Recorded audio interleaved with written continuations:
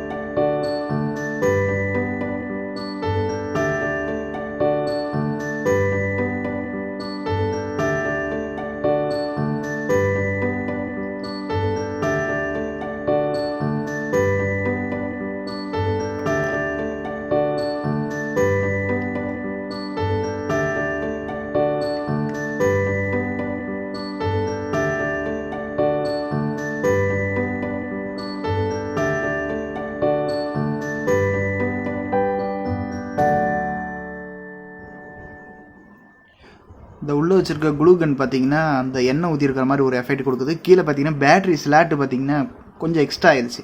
ஓகேங்களா, அதனால ஒரு சைடாக சாய்வாக இருக்குது. மற்றபடி பார்த்தீங்கன்னா சூப்பரான அவுட்புட் தான் சொல்லலாம். கொஞ்சம் நீட்டாக பண்ணியிருக்கலாம் இந்த இடம் மட்டும். ஓகேங்களா, அதுக்கான ஹோல்ஸ் பார்த்தீங்கன்னா நான் அப்டேட் பண்ணிடுறேன், வயர்ஸ் வர்றதுக்கானது வெளியில் வராமல். பார்த்தீங்களா, சூப்பராக இருக்குங்களா?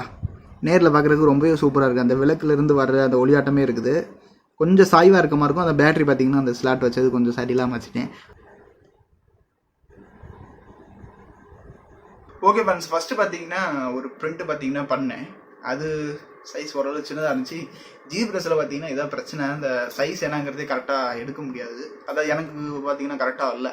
பிளெண்டர்னா கரெக்டாக இருந்திருக்கும். கொஞ்சம் ஜிப்ரஸ் அதிகமாக யூஸ் பண்ணுறதுனால ட்ரை பண்ணதில் இந்த வாட்சுக்கெல்லாம் யூஸ் பண்ணுவோம் பார்த்தீங்களா, பேட்டரி அது வைக்கிறதுக்காக வச்சு ட்ரை பண்ணது கொஞ்சம் சைஸ் மாறிடுச்சு. அதுவும் இல்லாமல் எல்இடிஸ் அதில் ஒர்க் ஆகலை. ஓகேங்களா, அந்த ஆரஞ்சு கலர் எல்இடிஸ் பார்த்தீங்கன்னா ஒர்க் ஆகலை. அதுக்கப்புறம் மறுபடியும் இன்னொரு பிரிண்ட் போட்டு கீழே பார்த்தீங்கன்னா இந்த பேட்டரி வைக்கிற மாதிரி வச்சு பண்ணேன். கொஞ்சம் அந்த குளுகன்லாம் ஊற்றினாலும் அது ஒரு மாதிரி ஆயிடுச்சு. அந்த ஹோல்ஸ் பார்த்தீங்கன்னா கரெக்டாக வயர் உள்ள ஃபிட் பண்ண முடியல. வெளியில் அந்த மாதிரி தான் இருக்கும். ஓகேங்களா, கொஞ்சம் சரியாக வரலைன்னு தான் சொல்லலாம். ஆனால் அவுட்புட் நல்லா தெரியுதான்னு தெரியல. உங்களுக்கு தனியாக இந்த வீடியோஸே காட்டுறேன். ஓகேங்களா. கீழே வைக்கிறப்ப டச் ஆகும், அப்போ பார்த்தீங்கன்னா கிடைக்கும். இருட்டாக இருந்துச்சு அப்படின்னா தெரியும், எல்லாம் லைட்ஸ்லாம் ஆன் பண்ணிருக்கனால அவ்வளோக்கா அவுட்புட் தெரியாது. அதுக்கப்புறம் இந்த தீபம் டிசைன் ஃபைல் பார்த்தீங்கன்னா கீழே டிஸ்கிரிப்ஷனில் கொடுத்துருக்கேன். இந்த பேட்டரி வைக்கிறதுக்கான ஸ்லாட் இன்னும் கொஞ்சம் எக்ஸ்டெண்ட் பண்ணிட்டு அப்டேட் பண்ணியிருக்கேன், பாருங்க. ஓகேங்களா. ஓகே ஃப்ரெண்ட்ஸ், நீங்களே ட்ரை பண்ணி பாருங்க, எப்படி இருந்துச்சுன்னு சொல்லுங்க. இந்த வீடியோ எப்படி இருக்குன்னு மறக்காம கமெண்ட் பண்ணுங்க. அடுத்து ஏதாவது 3D பிரிண்ட் டிசைன் பண்ணி பண்ணணும் அப்படின்னாலும் கீழே கமெண்ட் பண்ணுங்க, அடுத்த வீடியோவை அப்டேட் பண்றேன். ஓகேங்களா. Okay friends, bye, thank you. மறக்காம சப்ஸ்கிரைப் பண்ணிக்கங்க, வீடியோக்கு லைக் பண்ணி. அதுக்கப்புறம் ஜிபிரஸ்லையும் பார்த்தீங்கன்னா இது போல கோர்ஸ் மேக் பண்ணி வச்சிருக்கேன். வேணும் அப்படின்னா ஜிபிரஸ் வாங்கிக்கிங்க. இல்லை 3D பிரிண்ட் பிஸ்னஸ் பண்ணுறீங்க அப்படின்னா டெம்ப்ளேட்ஸாக வச்சிருக்கேன். ஒரு சில இதெல்லாம் பார்த்தீங்கன்னா ஃபிளிப் நேம் அதெல்லாம் பார்த்தீங்கன்னா இருக்குது.